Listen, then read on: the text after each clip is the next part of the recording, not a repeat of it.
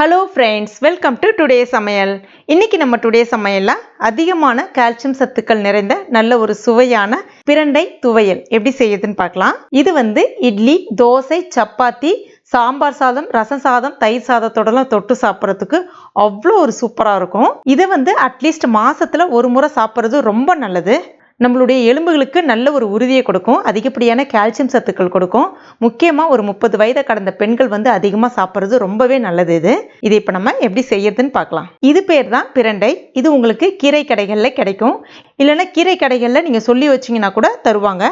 இதை நம்ம சுத்தம் பண்ணும்போது கையில் ஒரு விதமான அரிப்புத்தன்மை கொடுக்கும்.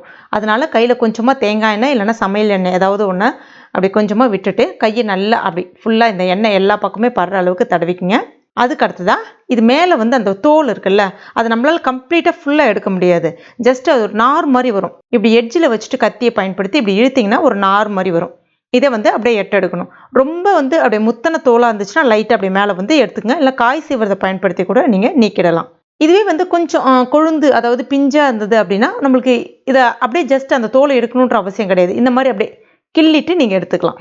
இது பாருங்கள், இந்த மாதிரி பிஞ்சு இருக்கும். இது பார்த்தீங்கன்னா ரொம்ப ஈஸியாக க்ளீன் பண்ணிடலாம். அந்த நார்லாம் அதிகமாக இருக்காது. அதே மாதிரி அரிப்புத்தன்மையும் குறைவாக தான் இருக்கும் இந்த பிஞ்சை பயன்படுத்தும் போது. இந்த மாதிரி கிடைச்சா கூட நீங்கள் பயன்படுத்திக்கலாம். அதே மாதிரி அதில் கீரைகள் இருக்கும். அந்த கீரையை நீங்கள் எடுத்து வச்சிடலாம். அது நீங்கள் பயன்படுத்தணுன்ற அவசியம் கிடையாது துவையலுக்கு. சப்போஸ் எண்ணெய் தடவி சில பேருக்கு அரிப்புத்தன்மை ஜாஸ்தியாக இருக்கும், கையில் ரொம்ப சென்சிட்டிவ் ஸ்கின்னாக இருந்தாங்க அப்படின்னா. அந்த மாதிரி இருக்கிறவங்க கையில் க்ளவுஸ் போட்டுட்டு க்ளீன் பண்ணலாம். இல்லை எண்ணெய் தடவி க்ளீன் பண்ணுறீங்கன்னா கடைசி எல்லாம் முடித்த பிறகு கொஞ்சமாக உப்பு இருக்குல்ல, நம்ம சமையல் உப்பு, அதை சேர்த்துட்டு லைட்டாக கையில் ஈரப்பதம் இருந்தால் போதும். அப்படி லைட்டாக அப்படி ஃபுல்லாக எல்லா பக்கமும் அப்படி தடவி விட்டுட்டு ஒரு 2 நிமிஷம் விட்டுட்டு கையை வாஷ் பண்ணிவிடுங்க. அந்த அரிப்புத்தன்மை சுத்தமாக இருக்காது. இப்போ பாருங்கள், நான் இந்த மாதிரி எல்லாத்தையும் க்ளீன் பண்ணி எடுத்து வச்சுருக்கேன். நான் இன்றைக்கி நல்லா ஒரு பெரிய கட்டு அளவு பிரண்டை எடுத்திருக்கேன். இது கிட்டத்தட்ட ஒரு 1/2 கிலோ அளவுக்கு இருக்கும். இதை இப்போ ஒரு 2 முறை நல்லா கழுவிக்குங்க. அடுத்ததாக ஒரு பேனில் 3 டீஸ்பூன் எண்ணெய் சேர்த்துக்குங்க. ரெடி பண்ணி வச்சுருக்க அந்த பிரண்டையை அது கூட சேர்த்துட்டு நல்லா வதக்கி விடணும். அந்த பிரண்டை நல்லா அப்படி நிறம் மாறி நல்லா வதங்கி வரணும். நிறைய பேர் இதை க்ளீன் பண்ணுறதுக்கு சோம்பேறிப்பட்டுக்கிட்டே இதை சாப்பிட்றத நம்ம தவற விட்டுடுறோம். ஆனால் உண்மையிலே மாதத்தில் ஒரு தடவை இதை சாப்பிடும்போது உடலுக்கு அவ்வளோ நல்லதுங்க. இது சில பேர் இப்போலாம் பார்த்தீங்கன்னா அந்த மூட்டு வலி, கை கால் வலி, கால்சியம் குறைபாடுனால ரொம்பவே அவஸ்தைப்படுறாங்க. ஆனால் இதை நீங்கள் மாதத்தில் ஒரு முறை எடுத்துக்கும் போது இந்த மாதிரியான பிரச்சனைகள் இருக்காது. வயிறை நல்லா சுத்தப்படுத்தும், ரத்தத்தை நல்லா சுத்திகரிக்கும். இப்போ பாருங்கள், கொஞ்சம் நல்லா இந்த மாதிரி நல்ல நிறம் மாறி வந்த பிறகு ஒரு சின்ன எலுமிச்சப்பழ சைஸில் புளி எடுத்திருக்கேன். அதையும் இப்போ இது கூட சேர்த்துட்டு வதக்கி விட்டுக்கணும். புளி சேர்க்கும் பொழுது அந்த புளியினுடைய சுவையும் சேரும் பொழுது அந்த அரிப்புத்தன்மை நமக்கு குறையும். அதே சமயத்தில் சுவையும் நல்லாயிருக்கும்.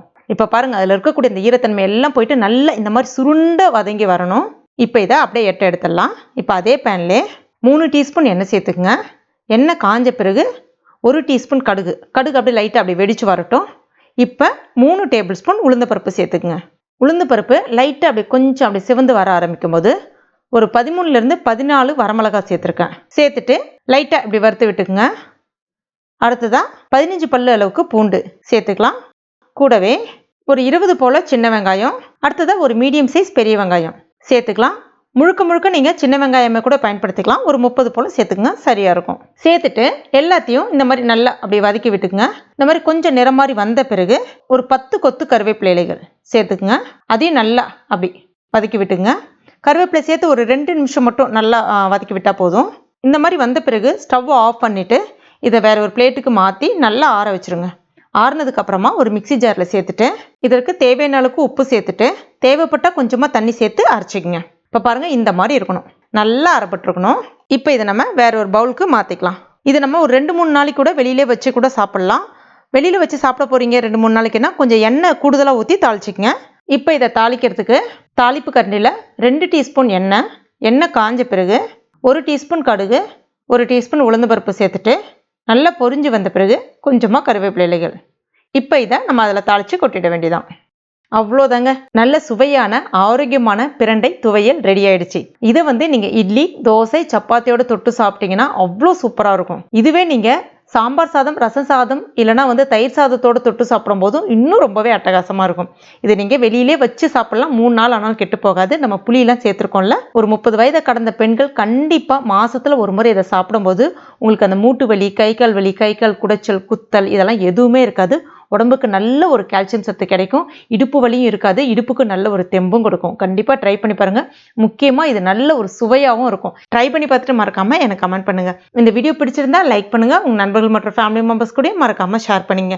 மேலும் இது போன்ற டேஸ்டி ரெசிபிகளுக்கு நம்ம டுடே சமையல் இது வரைக்கும் நீங்கள் சப்ஸ்கிரைப் பண்ணலைன்னா உடனே சப்ஸ்கிரைப் பண்ணிங்க. கூடவே மறக்காமல் அந்த பெல் நோட்டிஃபிகேஷன் சிம்பிளையும் ப்ரெஸ் பண்ணிங்க. தேங்க்யூ.